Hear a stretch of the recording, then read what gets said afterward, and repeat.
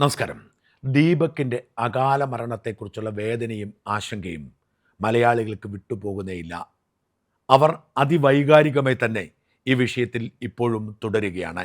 മറ്റ് വിഷയങ്ങളൊക്കെ മാറ്റിവെച്ച് ഒരുപക്ഷെ മുഖ്യമന്ത്രി പിണറായി വിജയനെ പോലെ ഇക്കാര്യത്തിൽ സന്തുഷ്ടനായ ആരും കാണില്ല. കാരണം പിണറായി വിജയൻ വർഗീയതയുടെ പേരിൽ പേരുദോഷം കേട്ടുകൊണ്ടിരിക്കുമ്പോഴാണ് ഇത്തരമൊരു വിഷയം പെട്ടെന്ന് ഉടലെടുത്തത്. നിർഭാഗ്യവശാൽ റീൽസ് കൊലയാളി ഷിംജിതയെ അധിക്ഷേപിക്കാൻ ചിലരൊക്കെ മതവും ജാതിയും പറയുന്നത് ഖേദകരമാണ്. മനുഷ്യർ ആണ് നമ്മളൊക്കെ. വൃത്തികേട് കാട്ടുന്നവരും നന്മ ചെയ്യുന്നവരുമൊക്കെ എല്ലാ മതത്തിലും പെട്ടവരാണ്.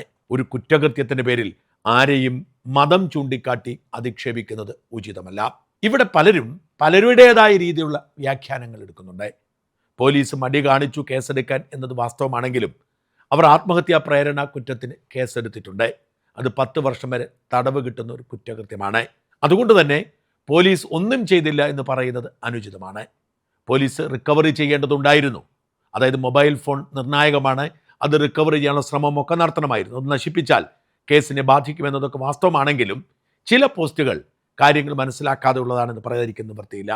ഒരു അനു ചന്ദ്രയുടെ പോസ്റ്റ് ഇങ്ങനെയാണ്: IT ആക്ട് വകുപ്പ് ചേർക്കാതെ സെക്ഷൻ 108 ആത്മഹത്യാ പ്രേരണ കൊണ്ട് FIR ഒതുക്കിയത്രേ. സോഷ്യൽ മീഡിയ കാരണം ഒരാൾ മരിച്ചിട്ട് IT ആക്ട് ഉൾപ്പെടുത്താതെ ഒരു FIR വന്നു. ഒരു ആൺ ലൈംഗിക ആരോപണത്തിൽ തകർന്നാലോ ജീവൻ ഉപേക്ഷിച്ചാലോ അതേപ്പറ്റി അന്വേഷിക്കാൻ സിസ്റ്റത്തിന് വലിയ താല്പര്യമില്ലെന്നാണ് എനിക്ക് തോന്നുന്നത്.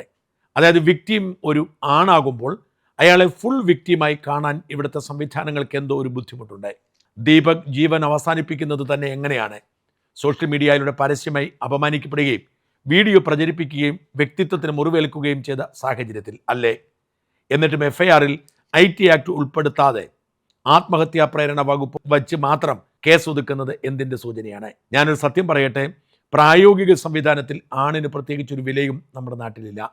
നോക്കൂ, സോഷ്യൽ മീഡിയ ഒരു ആയുധമാക്കിയതിൻ്റെ പേരിലാണ് മരണം സംഭവിച്ചതെങ്കിൽ അത് സൈബർ കുറ്റം തന്നെയാണ്. അക്കാര്യത്തിൽ ഒരു കൊച്ചു കുഞ്ഞിന് പോലും സംശയമില്ലാത്ത സാഹചര്യത്തിൽ ഇങ്ങനെയൊക്കെ സംഭവിക്കുന്നത് കാണുമ്പോൾ ഭയം തോന്നുന്നു. അതാണ് ഞാൻ പറഞ്ഞത്, പ്രായോഗിക സംവിധാനത്തിൽ ആണിത് പ്രത്യേകിച്ചൊരു വിലയും നമ്മുടെ നാട്ടിലില്ല എന്ന്. ഇങ്ങനെയുള്ള പോസ്റ്റുകൾ പലരും ഇട്ടത് ഞാൻ കണ്ടു. ദയവായി നിങ്ങൾ മനസ്സിലാക്കേണ്ടത്, നമ്മുടെ രാജ്യത്ത് നിലവിലുള്ള നിയമം മാത്രമേ പോലീസ് ഉദ്യോഗസ്ഥർക്ക് പ്രയോഗിക്കാൻ കഴിയും. ദീപകിനുണ്ടായ ദുരന്തവുമായി ബന്ധപ്പെട്ട് കാര്യമായ ഗുണമുള്ള ഒരു കുറ്റകൃത്യവും ചുമത്താൻ IT ആക്ടിൽ വകുപ്പില്ല. അതേസമയം ഒരു സ്ത്രീ ആയിരുന്നു ഇരയായിരുന്നതെങ്കിൽ തീർച്ചയായും IT ആക്ടിൻ്റെ ജാമ്യമില്ലാ വകുപ്പ് 67ൻ്റെ ഉപഭേദങ്ങൾ ഉണ്ടാവുമായിരുന്നു. IT ആക്ടിൽ അങ്ങനെ കാര്യമായി ആളുകളെ തറച്ചിടാൻ കഴിയുന്ന വകുപ്പുകൾ ഒന്നുമില്ല, സ്ത്രീകളുടെ കാര്യത്തിൽ ഒഴികെ എന്ന വാസ്തവം അറിയാതെയാണ് പലരും ഇത് പറയുന്നത്. ഇവിടെ IT ആക്ട് ഒട്ടും പ്രധാനപ്പെട്ടതല്ല. കുറ്റകൃത്യം ചെയ്തത് മൊബൈൽ ഫോണും ഇൻ്റർനെറ്റൊക്കെ ഉപയോഗിച്ചായതുകൊണ്ട് IT ആക്ടിലെ ചില ഘടകങ്ങൾ കേസന്വേഷണത്തിൻ്റെ ഭാഗമാവുമെങ്കിലും IT ആക്ടിലെ ഒരു വകുപ്പും ചുമത്താനില്ല എന്നത് തിരിച്ചറിയുക. ഇവിടെ ചുമത്തിയിരിക്കുന്നത് ആത്മഹത്യാ പ്രേരണയാണ്. അത് 10 വർഷം വരെ തടവ് കിട്ടാവുന്ന കുറ്റകൃത്യമാണ്. ദയവായി ഇത്തരം തെറ്റിദ്ധരിപ്പിക്കുന്ന പ്രചരണങ്ങളിൽ ഒഴിഞ്ഞു മാറുക. ഈ വീഡിയോ ചെയ്യാൻ ഞാൻ കാരണം അഞ്ജു പാർവതി പ്രബീഷിൻ്റെ ഒരു പോസ്റ്റ് കണ്ടിട്ടാണ്.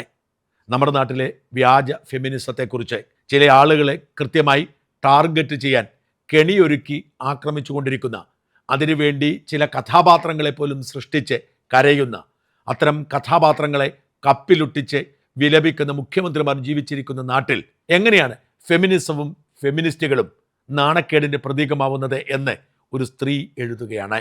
വാസ്തവത്തിൽ ഫെമിനിസത്തെ പിന്തുണയ്ക്കുന്ന ആളാണ് ഞാൻ. ഈ സമൂഹം മുഴുവൻ അങ്ങനെ തന്നെയാണ്. സ്ത്രീകൾക്ക് പ്രത്യേക സംരക്ഷണം വേണം, അവരുടെ അവകാശങ്ങൾ സംരക്ഷിക്കണം, അവർക്ക് കൂടുതൽ സ്പേസ് കൊടുക്കണം. ഫെമിനിസം എന്ന തരത്തിൽ സ്ത്രീപക്ഷ വായന സാമൂഹികമായ എല്ലാ വിഷയങ്ങളിലും ആവശ്യമാണ്. പക്ഷേ ഈ സ്ത്രീപക്ഷ പ്രിവിലേജ് അത് ദുരുപയോഗിക്കുന്നവരെ തളച്ചിടാൻ, അവരെ നിയമത്തിന് മുൻപിൽ കൊണ്ടുവരാൻ സാധിക്കുന്നില്ലെങ്കിൽ രാഹുൽ ഈശ്വറിനെ പോലുള്ളവർ പറയുന്ന പുരുഷ കമ്മീഷനെ കുറിച്ചുള്ള മുറവിളി കൂടും. അനേകം വ്യാജ പരാതികളിൽ അനേകം പുരുഷന്മാർ ജയിലിൽ കിടന്നിട്ടുണ്ട് എന്ന് രാഹുൽ ഈശ്വർ പറയുമ്പോൾ അത് വെറുതെയാണെന്ന് തോന്നും. യഥാർത്ഥത്തിൽ അങ്ങനെയല്ല. അനേകം നിരപരാധികളെ പുരുഷന്മാർ ഇത്തരം കള്ളക്കേസിൽ കുടുങ്ങി ജയിലിലായിട്ടുണ്ട്. അതിനോട് ഇവിടുത്തെ സ്ത്രീകൾ പോലും യോജിക്കുന്നില്ല എന്നതാണ് വാസ്തവം. അതുകൊണ്ടാണ് ഇത്തരം വ്യാജ കഥകൾ സൃഷ്ടിച്ച് വ്യാജ ഫെമിനിസം പറയുന്നവരെ പരിഹസിച്ചുകൊണ്ട് അഞ്ജു പാർവതി പ്രബീഷ് ഇങ്ങനെയൊരു കുറിപ്പെഴുതിയത്. അങ്ങനെ വൈറലാവാൻ ഇറങ്ങിപ്പുറപ്പെട്ട ഒരുത്തിയുടെ വീഡിയോ കാരണം ഒരു ജീവൻ ഇല്ലാതെയായി. സമാധാനമായി കാണുമല്ലോ, സ്ത്രീകളുടെ മൊത്തം അട്ടിപ്പേറവകാശം എടുത്ത് കക്ഷത്തിൽ വെച്ച് കാണുന്ന പുരുഷന്മാരുടെയൊക്കെ നെഞ്ചത്ത് കയറാൻ നടക്കുന്ന കുറെ ഫേക്ക് ഫെമിനിസ്റ്റുകൾക്കും അവളുടെയൊക്കെ പാവാടവള്ളിൽ തൂങ്ങിയാടുന്ന കുറെ അവന്മാർക്കും കുറെ നാളായി പറയുന്ന വിഷയമാണ് വിമൻ കാർഡ് എടുത്ത് വീശി ആണിന്റെ ജീവിതം കുഴിച്ച് കുളം തോണ്ടാൻ ഇറങ്ങിയിരിക്കുന്ന കുറെ പരീക്ഷകൾ കാരണം കുറെ ആണുങ്ങളുടെ പുക കാണേണ്ടി വരുമെന്ന്. ഒപ്പം യഥാർത്ഥ പീഡനത്തിന് ഇരയായ സ്ത്രീകൾക്ക് കിട്ടേണ്ടുന്ന നീതി പോലും ഇവളുമാര് കാരണം സംശയ നിഴലിൽ ആവുമെന്ന്.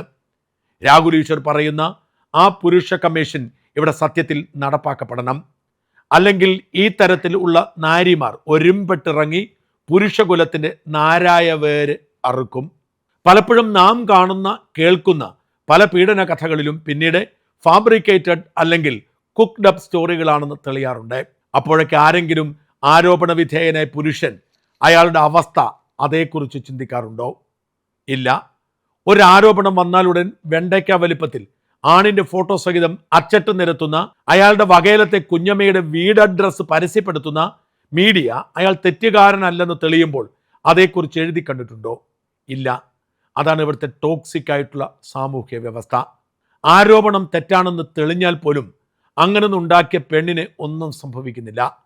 അവിടെയും അവളെ താങ്ങിപ്പിടിച്ച് വിശുദ്ധിയുടെ രൂപക്കൂട് പണിയാൻ അമാനവ ആക്രിമാക്രി ഫെമിനിസ്റ്റ് കൂട്ടവും ഓളുടെയൊക്കെ പാവാടവള്ളികളും ഉണ്ടാവും. അത്തരം അവസ്ഥകളിൽ അവൻ്റെ ഭാഗം കേൾക്കാൻ ആരുമില്ലാതെ പോകുകയും സമൂഹം മൊത്തം കുറ്റവാളിയാക്കി ചിത്രീകരിക്കുകയും ചെയ്യുമ്പോൾ അവന് കൈമോശം വരിക അവൻ്റെ ജീവിതം തന്നെയാകും. അത്തരം ട്രോമ ജീവിതകാലം മുഴുവൻ അവനെ വേട്ടയാടുന്നു. ചിലർ ആ ട്രോമയുടെ ആഘാതം കൊണ്ട് ജീവിതം മതിയാക്കി റിട്ടേൺ ടിക്കറ്റ് എടുക്കുന്നു. ദീപകിനെ പോലെ ആണുങ്ങൾ കരയാറില്ലെന്ന ഭൂലോക വിഡ്ഢിത്തം തിയറിയായി കെട്ടിച്ചമച്ച സൊസൈറ്റിക്ക് മുന്നിൽ പിടിച്ചു നിൽക്കാൻ വേണ്ടി ഉള്ളാലെ കരയുന്ന പല പുരുഷന്മാരുടെയും ഹൃദയം പൊട്ടിയുള്ള നീറ്റലിന് കാരണം പലപ്പോഴും പെണ്ണ് തന്നെയാണ്. പെണ്ണിരയാണ്, അബലയാണ്, തബലയാണ്, ചെണ്ടയാണ് എന്ന് പഠിപ്പിച്ചു കൊണ്ടിരിക്കുന്ന പൊതുസമൂഹത്തിന്റെ എന്റർടൈൻമെന്റുകളുടെ മറുവശം കണ്ടിട്ടുണ്ടോ? അവിടെ യഥാർത്ഥ ഇരകളായി നിൽക്കുന്നത് പുരുഷന്മാരാണ് പലപ്പോഴും എന്നതൊരു വസ്തുതയാണ്. ഇരയെന്ന് കേട്ടാലുടൻ കരയുന്ന പെണ്ണിന്റെ ചിത്രം മാത്രമല്ല വരേണ്ടത്. സമൂഹത്തെ പേടിക്കുന്ന, ടെൻഷനുള്ള, കരയുന്ന, കണ്ണു നിറയുന്ന, അപമാനം കൊണ്ട് തല കുമ്പിടേണ്ടി വരുന്ന ആണുങ്ങളുടെ മുഖം കൂടിയാണ്. സ്വകാര്യത, മാനാഭിമാനങ്ങൾ, കുടുംബം, പ്രിയപ്പെട്ടവർക്കുണ്ടാകുന്ന മാനഹാനി എന്നിവ ആണിനും പെണ്ണിനും ഒരുപോലെ ബാധകം തന്നെയാണ്. പക്ഷേ ഇവിടെ സോഷ്യൽ ഓഡിറ്റിങ്ങും ജഡ്ജ്മെന്റുകളും എല്ലാം അതിജീവിത എന്ന ടാഗ് ലൈനും കഴുത്തിലിട്ട് കൊടുത്ത് എല്ലാം സ്ത്രീകൾക്ക് അനുകൂലം മാത്രമാക്കി സെറ്റ് ചെയ്ത് വെച്ചിരിക്കുകയാണല്ലോ. അതുകൊണ്ടാണല്ലോ ഇവളെ പോലുള്ളവർമാർ ഒരു ഫോൺ കയ്യിലെടുത്ത് വേട്ടയ്ക്കിറങ്ങുന്നത്. വല്ലതും പറഞ്ഞു പോയാൽ അയ്യോ അതിജീവിതയെ അപമാനിച്ചു എന്ന് പറഞ്ഞ് കേസും കൂട്ടവുമായി. അത് കേൾക്കേണ്ട താമസം കേസെടുക്കാൻ സിസ്റ്റവും റെഡി. പിന്നെങ്ങനെ അമ്മാതിരി പ്രോത്സാഹനമല്ലേ ഇപ്പോൾ ഇത്തരത്തിൽ ഉള്ളവളുമാർക്ക് സമൂഹം കൊടുക്കുന്നത്? റീച്ചിനും അതുവഴി കിട്ടുന്ന തേർഡ് റേറ്റഡ് ഫെയിമിനും വേണ്ടി ഒന്നിനെ പച്ചയ്ക്ക് കൊലയ്ക്ക് കൊടുത്തല്ലോ. ഇന്നിൻ്റെ ഈ കെട്ടകാലത്ത് ബസ്സിലും ട്രെയിനിലും റോഡിലുമൊക്കെ പോകുന്ന ആണുങ്ങൾ കരുതിയിരിക്കുക. ബസ് ഒന്ന് ബ്രേക്ക് ഇടുമ്പോൾ മുന്നോട്ട് തെറിച്ച് ഒന്ന് ദേഹത്ത് തട്ടിയാൽ പോലും നാളെ നിങ്ങൾ നമ്പർ 1 റേപ്പിസ്റ്റായി അറിയപ്പെടും. ഇത്തരത്തിലുള്ള പെണ്ണുങ്ങളെ കരുതിയിരിക്കുക. നാളെ ഇവളെ പോലുള്ളവന്മാരുടെ വീടിരിക്കുന്ന പഞ്ചായത്ത് വഴി പോയാൽ മതി, പിന്നെ നിങ്ങളായിരിക്കും സംസ്ഥാന പെണ്ണുപിടിയൻ. അന്നാണ് ഇന്നിൻ്റെ ഫേക്കിസ്റ്റ് അതിജീവിതമാരുടെ ലോകം. ഒരാളുടെ ജീവിതം വെച്ച് കണ്ടന്റ് ക്രിയേറ്റ് ചെയ്യുക, എന്നിട്ട് അതുവഴി കിട്ടുന്ന ഫെയിം കൊണ്ട് ഡോളറും വാരിക്കുട്ടി അർമാദിക്കുക. കഷ്ടം. എന്തു നൊന്തു പിടഞ്ഞിട്ടാവും ഈ ഒരാൾ ആ ഒരു തീരുമാനം എടുത്തിട്ടുണ്ടാവുക. വീട്ടുകാർക്കും നാട്ടുകാർക്കും മുന്നിൽ കുറ്റാരോപിതനായി അപമാനിതനായി ജീവിക്കുന്നതിലും ഭേദം ഇതാണെന്ന് തോന്നിക്കാണും. പാവം, നീയൊക്കെ ഈ ശാപം എവിടെ കൊണ്ടുവയ്ക്കുമടി പാപികളെ? ഒരു പാവം മനുഷ്യൻ്റെ ജീവൻ കണ്ടന്റായിട്ട് കിട്ടിയല്ലോ, കൊണ്ടുപോയി തിന്നെ. ഇതിൽ കൂടുതലൊന്നും ഈ വിഷയത്തെക്കുറിച്ച് പറയാനില്ലാത്തതുകൊണ്ട് ഞാനിത് അവിടെ അവസാനിപ്പിക്കുന്നു.